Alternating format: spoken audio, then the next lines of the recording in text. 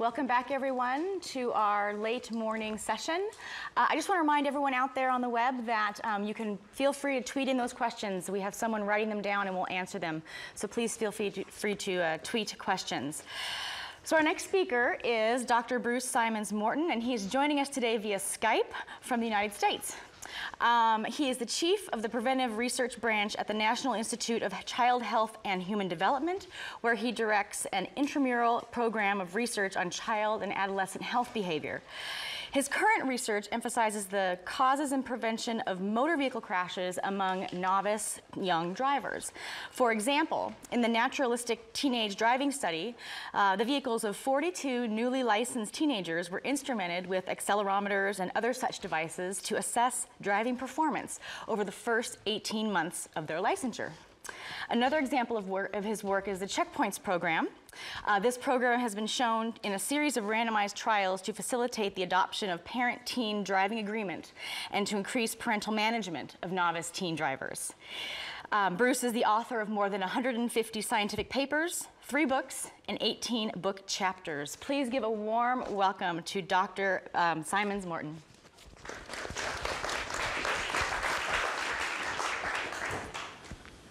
Thank you, Amy. I'm delighted to have this opportunity to speak to you. Can you hear me? Very good. Actually, I would much rather be in New Zealand because it's about freezing here in Washington, D.C. So I've been studying teenage driving now for more than a dozen years. And what I want to share with you today is sort of 3 sets of information. One is, I want to talk a little bit about the nature of novice teen driving, and then briefly sort of review the evidence about safety programs that are and approaches that are available. And then finally, talk about parental management. And I have about 30 slides. And we should be now on slide 2. Are we on slide 2? So here is one of the most important things that you should know about novice teen driving. In this slide, these are data from Europe, where novices generally get licensed at 18 or older. And what you see are a number of slopes. These are the crash rates over time.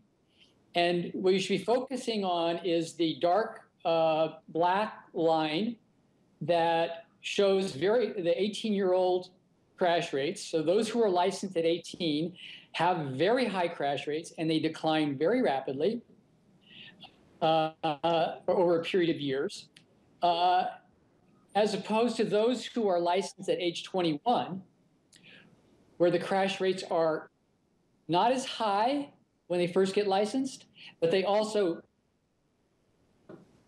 decline relatively sharply. And then the older drivers in the dashed line also have high crash rates that decline. And what you have here is an effect both of inexperience, that is, all inexperienced drivers have very high crash rates when they first start learning.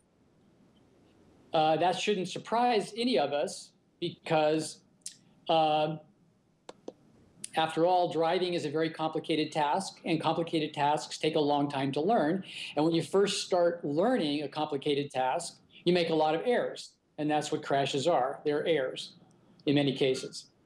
And before we leave this slide, note the dashed line, the dotted line, which shows the autonomous age effect. So there's a increased risk due to young age at licensure in addition to inexperience. Next slide. And slide 3 shows some similar data. These are US data over the first 12 months of licensure. You see that both boys and girls, 16 and 17-year-old novice teen drivers have very high crash rates that decline very rapidly over time. Next slide.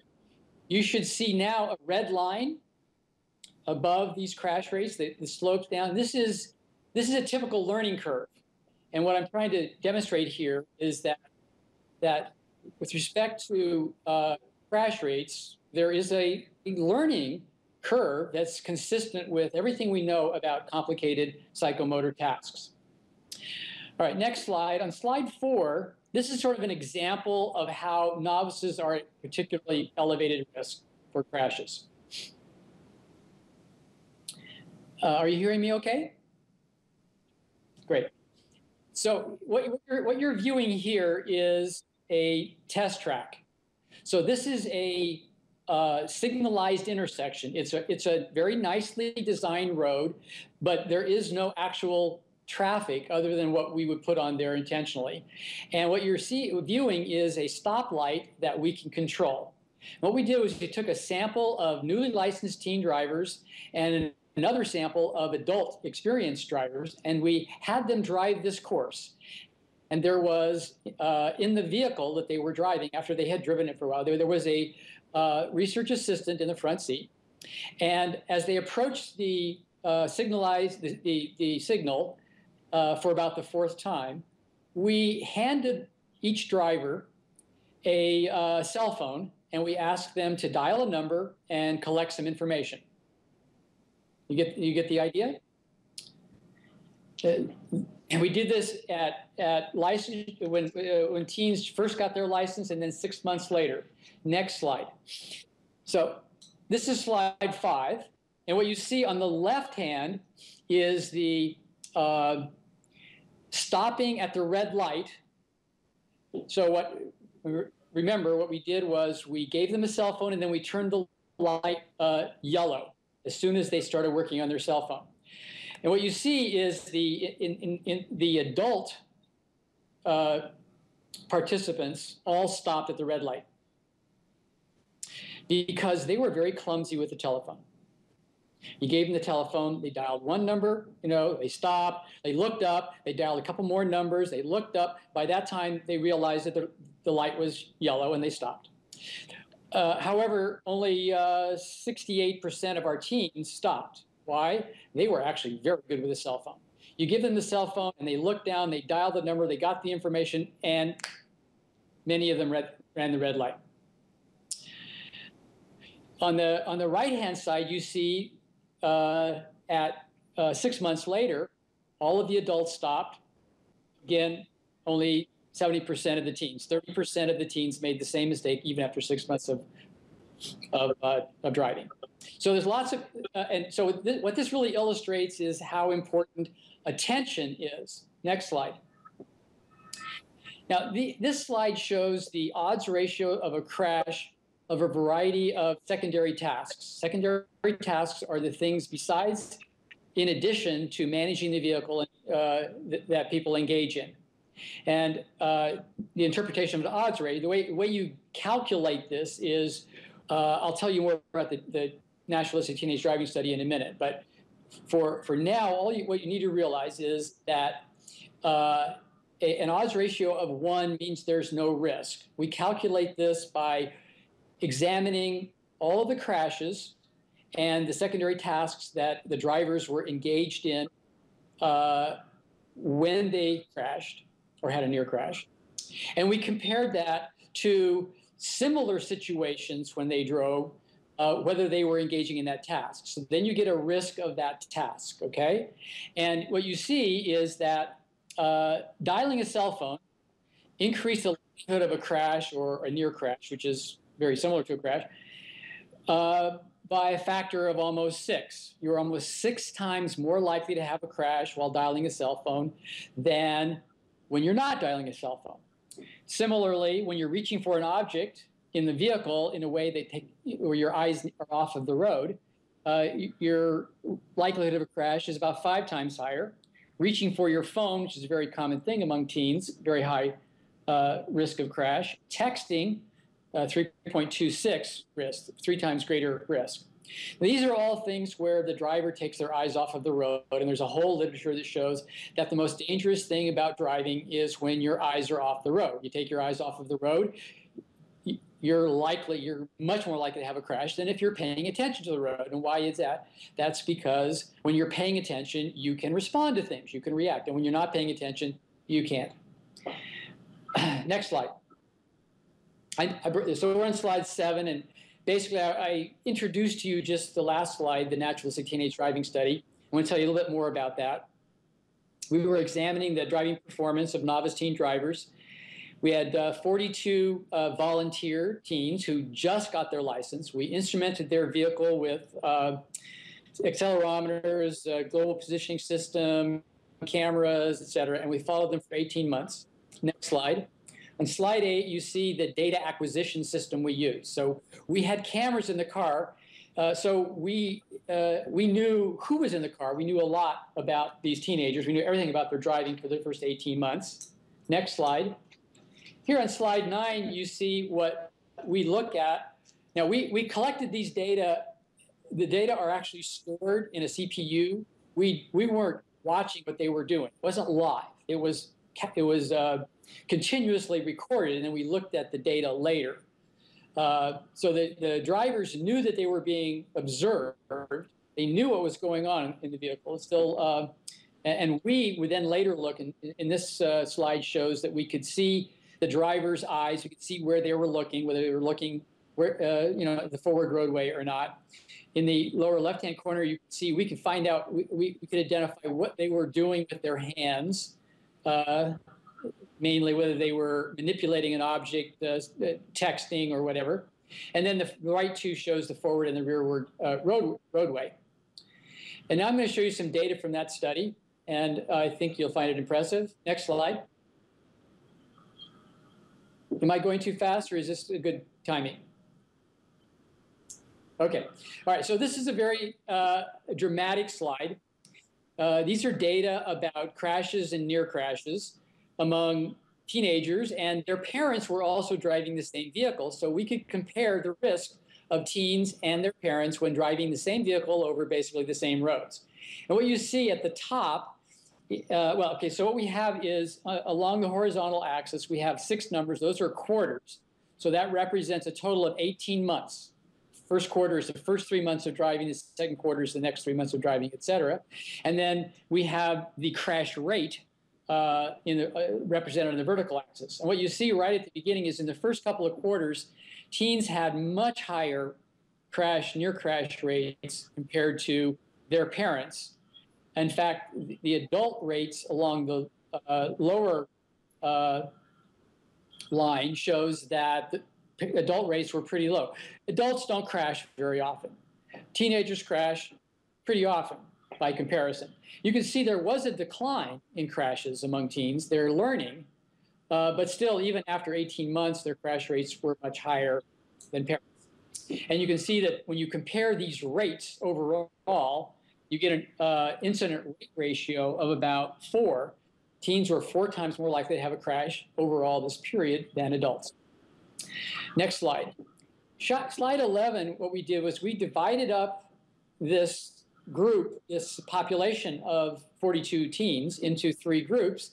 And you can see that the dashed line at the bottom shows a group that had very few crashes and near crashes. They were the low-risk group. Then you see the highest line that shows very high crash rates among a group that remained pretty high. They actually declined a little bit over 6 months, but overall they remained high. So this is a group that had a persistently high near crash rate. And then you have this very interesting group in the middle where their crash rates were quite high at the beginning, and then they seemed to get it. They learned. They got better. So the next question you would ask is, well, how are these groups different?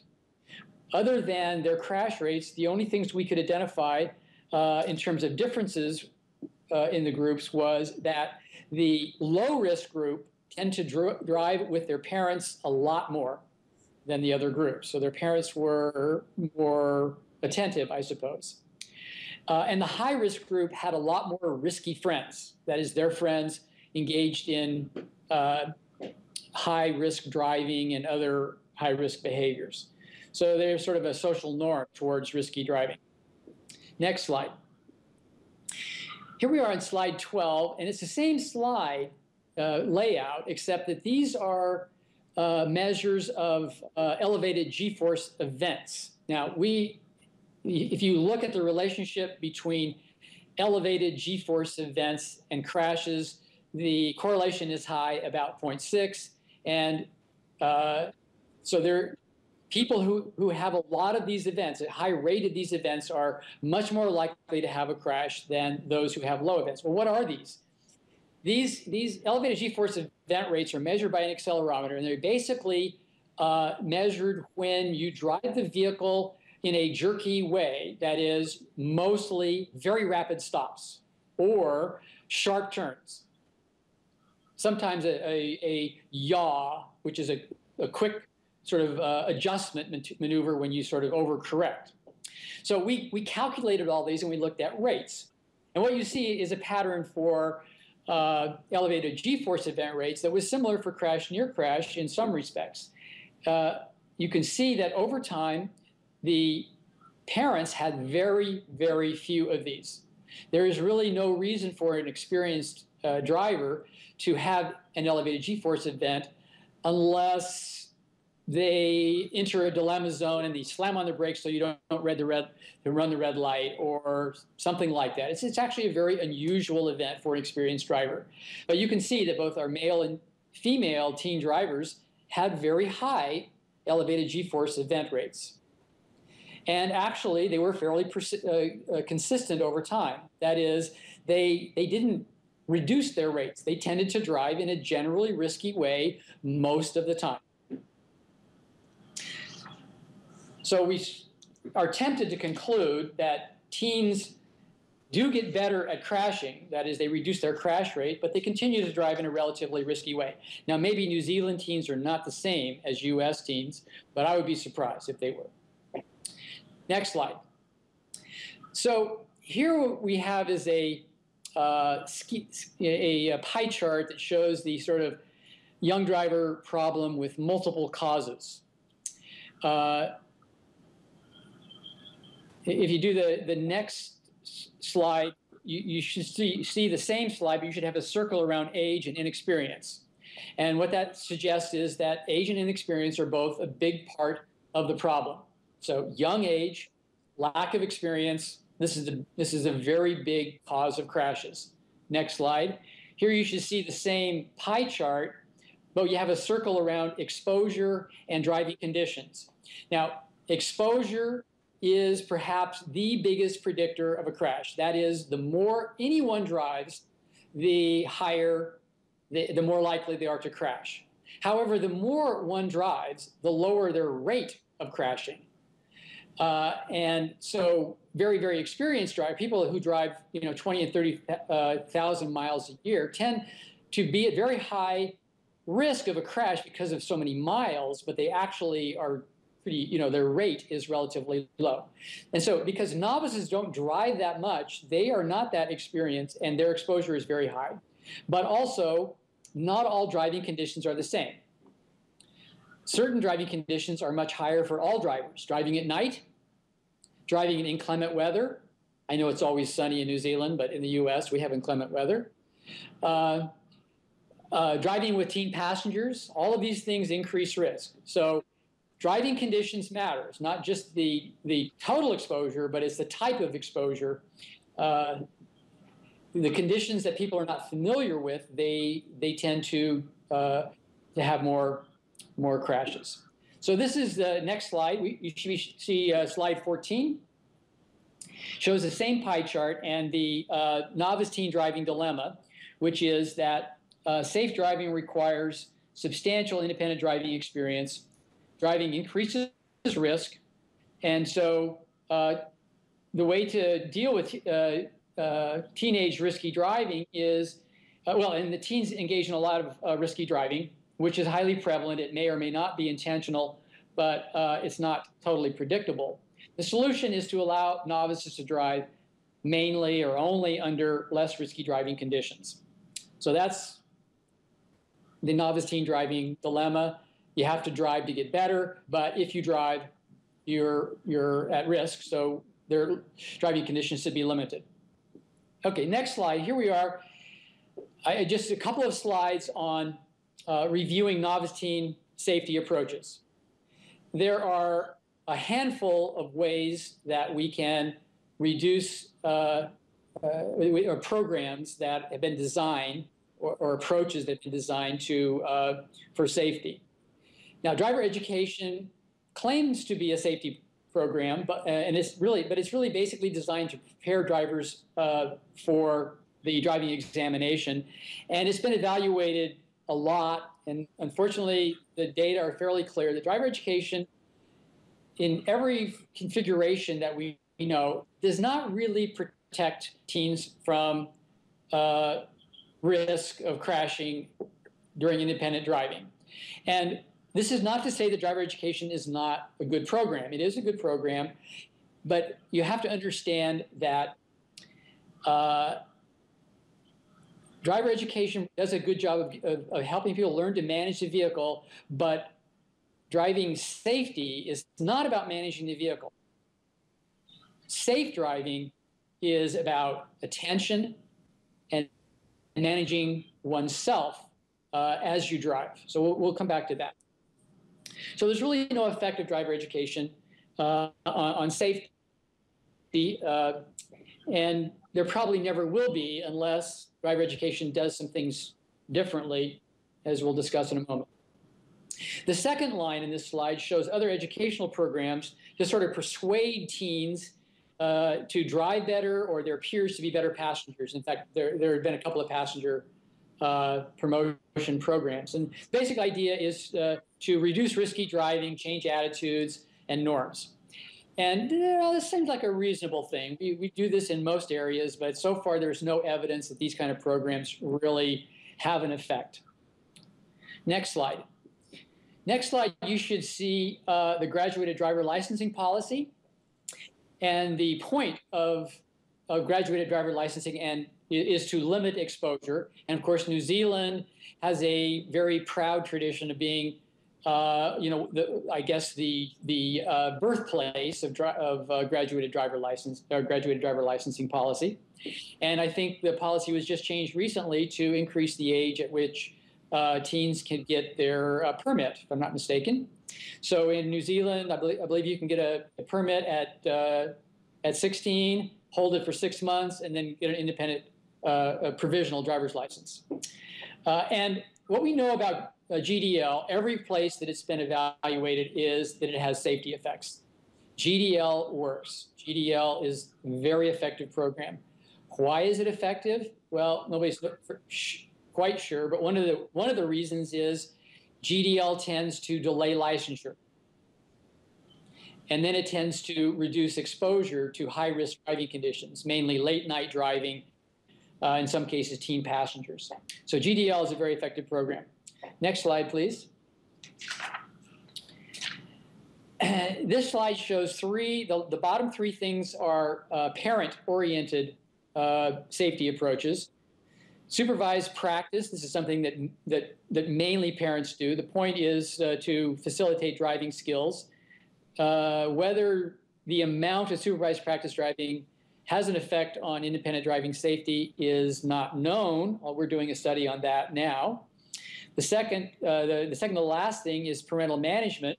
This is parents should manage, after the teen is licensed, they should manage exposure and set expectations. And we have good evidence of safety effects there. And then finally is electronic monitoring, which is feedback to reduce risky driving, and it has promising results. Next slide. So here we have the parental management of teen driving. This is sort of the last section I want to deal with. There are three things that parents can do. They can approve license timing. That is, parents, really until the teen is 18, parents in the US and I think in New Zealand, can decide when you're allowed to test for your license once you're completed your other requirements. And our data show that parents pretty much are not very active in this way, and that teenagers pretty much are the ones who drive when they get licensed. The next area, the next action is supervised practice driving. The goal is to keep teens safe while they're practicing, teach some driving skills, and then establish expectations. And then the third area is to manage independent driving. And the goal is to establish expectations and set limits. Next slide. Here you see a dad driving with his son. Next slide. And here on the right, you see some Canadian data. And this is a really important little graphic. What you see is crash rates over time, very similar to other slides you've seen. And the lower line shows crashes during practice driving, pre-licensed practice driving. And you can see that the rate is very, very low. But the upper line shows crash rate during independent driving. And these are Canadian data, but you see the similar pattern, very, very high crash rate at the beginning. It declines fairly rapidly, but even at the end of this period, which is, I think, 18 months or 24 months, still much higher than learning rates. So the point is that practice driving is very safe, but as soon as teens drive on their own, crash rates are much higher. So what do we do about that? Next slide. So here you should see a bar graph. And what we did here was we asked teens over a period of a year what their driving privileges were.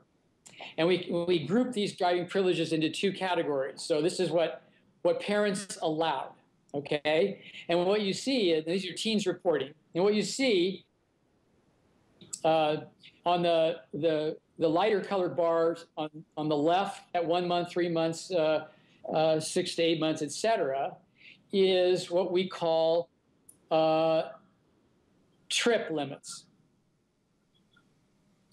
Next slide. You see the trip limits were pretty high throughout this 12-month period. That is, parents tend to set limits on the trip.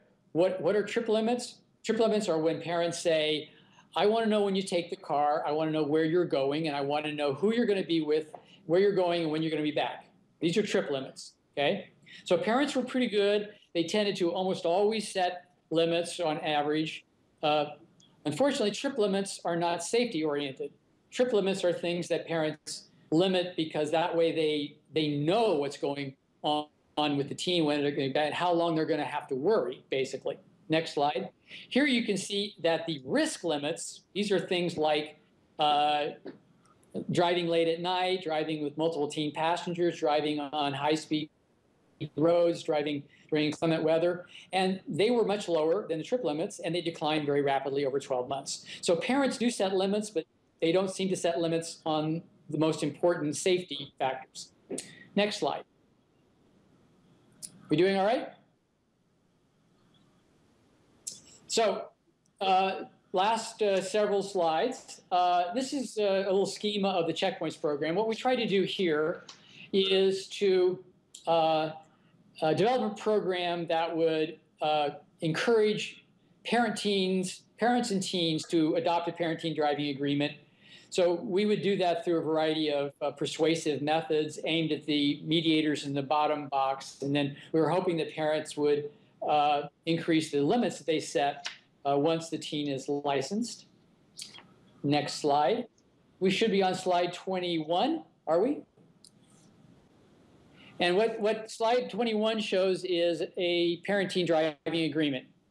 Parent-teen driving agreements, well, parents and teens there's a long history of agreements, and agreements seem to be important. I think they're particularly important with teens for things like driving because they clarify what the rules are. And what you see at the top of this agreement is the things that the teen will agree to and the things that the parents will agree to.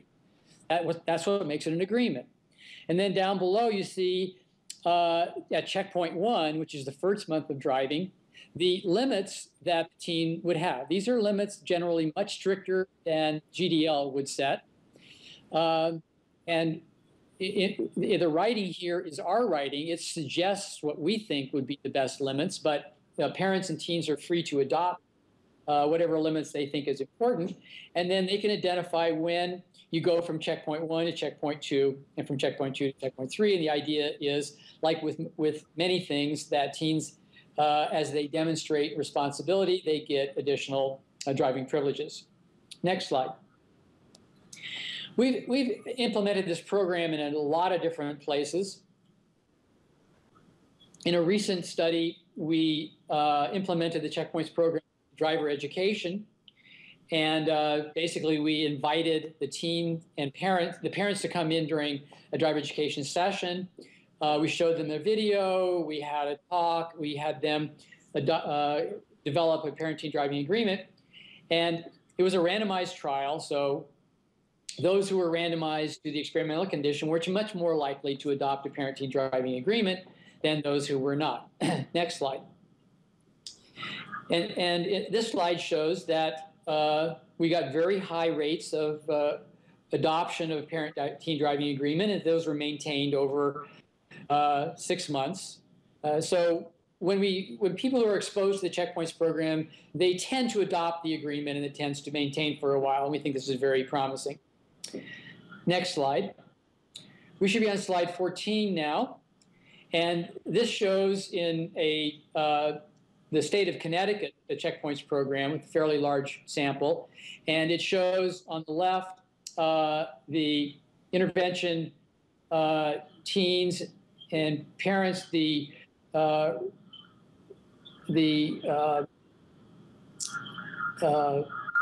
driving privileges that they're allowed, where you can compare the teen report on the left in the intervention and the control, that the teens had higher restrictions than did the control teens. On the right, you see the parents, and what you see is that parents reported relatively higher restrictions than their teens did, but we also had a group difference between the intervention and the control group. Next slide. Just a couple data slides shows that exposure to the Check program leads to lower rates of risky driving through 12 months and fewer traffic citations. We did not have an effect on crashes, unfortunately. We've also done this observationally. We know that parents who set limits, whether they're exposed to the Checkpoints program or not, their teenagers report much lower risky driving. Next slide. And we have evidence that that perceived risk, perceived expectations, and monitoring practices of parents mediate the limit setting and driving outcomes. So we think there's good evidence for the Checkpoints program. Next slide. However, there are many challenges to improving parental management. I mean, part of your conference is about mobility, and there is an issue of what is the right balance between safety and mobility. Two, parents are a bit ambivalent. Most parents, probably the parents in this room, are very safety conscious, but most parents are not so safety conscious. They sort of are interested in their teens driving. Three, parents don't really know. I'm going to show you a slide in a minute to explain that. And then four, the social norms favor young age at licensure, particularly in New Zealand, Australia, Canada, and the US, countries that are rather vast and, at least in the US, poorly developed public transportation, so it's difficult to get around. Next slide. This illustrates that parents don't know. This is another slide from the Naturalistic Teenage Driving Study, and I think it's a really dramatic slide.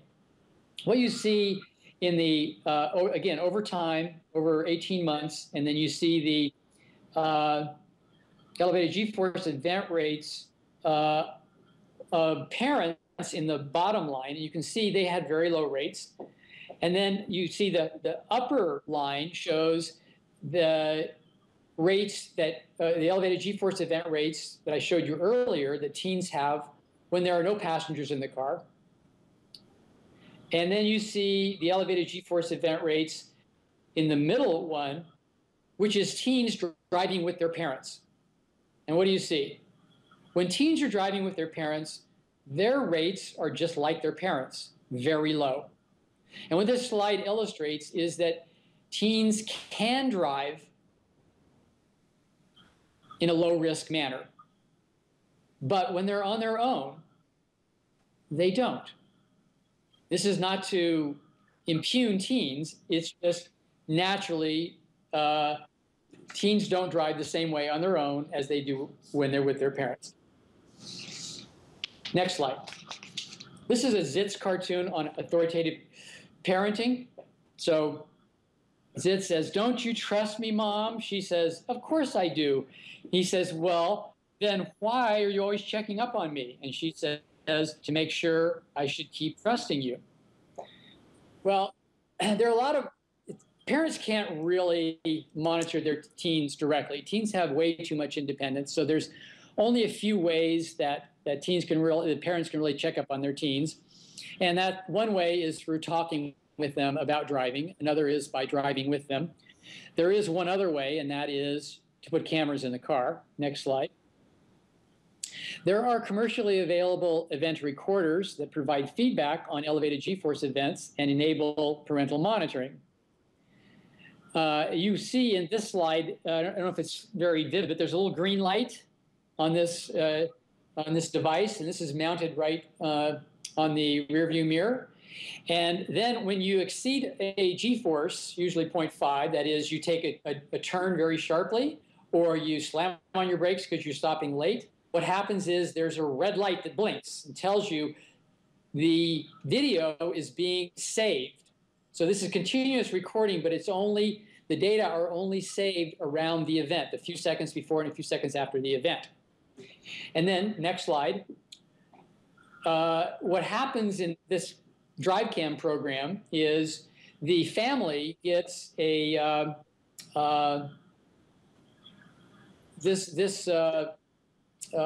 feedback form that shows that the individual teen's rate, elevated G-force event rate, compared to other teens over time. And so every week they get one of these, plus the video footage of every event is posted, and so the teens and parents can look at those events and see what actually happened in each event. So we did a randomized trial where we put these devices in the vehicles of about 90 teens, and some teens everybody had the device in the vehicle for a couple of weeks, and then next slide, you can see that the group, this is rates over time. You can see that the top line shows the teens who only got feedback, immediate feedback in the form of the red light, but their parents did not have any access to their feedback. And what you see is, if you look at the sort of the dots for each, the point prevalence dots for each week, you see that actually the first few weeks were just control. So there was no feedback, and then we turned the light on, and you can see at week 3, the kids in the what's we call the lights only group, they actually, their rates went up. They were figuring out how to make the light blink. They were goofing off. Whereas, however, their rates never did decline over time. However, the other group, as soon as we turned the light on, and they also knew that their parents would have access to the data, as I just showed you, their rates declined precipitously. Next slide. Okay, last 2 slides. So I'm not sure that this is ever going to catch on, but it may be that 10 or 15 years from now, everybody has a device like this in their vehicle and gets warned when they exceed an elevated G-force events. So we're on slide 33, and it says, what should parents do? This is sort of the concluding slide. And basically, if your primary interest is safety, what parents should do is they should delay licensure.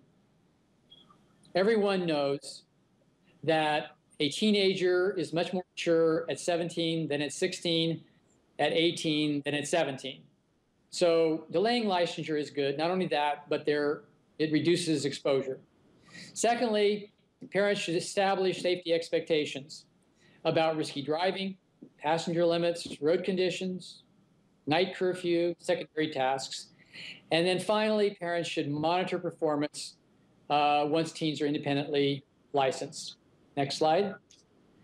And I want to thank my collaborators on our young driver research that are listed here, and thank you very much for your attention.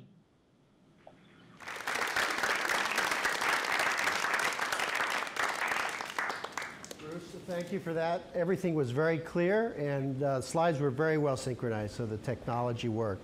We only have time for about one question, and I'll repeat it if necessary so you can hear it. Anybody? Okay. We have one question, Charlotte? When you introduced the concept of risky driving, you had 3 categories, the high, medium, and low. Did you monitor whether the low category had experience as cyclists pre-driving? Could you hear that? No, please. The question was in the low risk group. Is there any indication that that group had experienced more cycling in the past? Is that basically the question? Yeah. No, we did ask about that, and that wasn't the case. We're really interested in finding out more about the differences. I guess the scary thing about that slide is that I suspect that if parents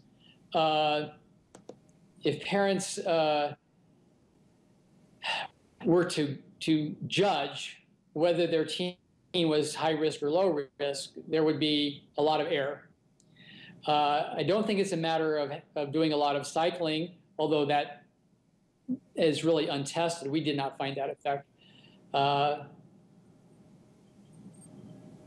So we just need to study that group a lot more. Thank you very much, Bruce, for your presentation. That was wonderful. We were really honored that you joined us. Thank you.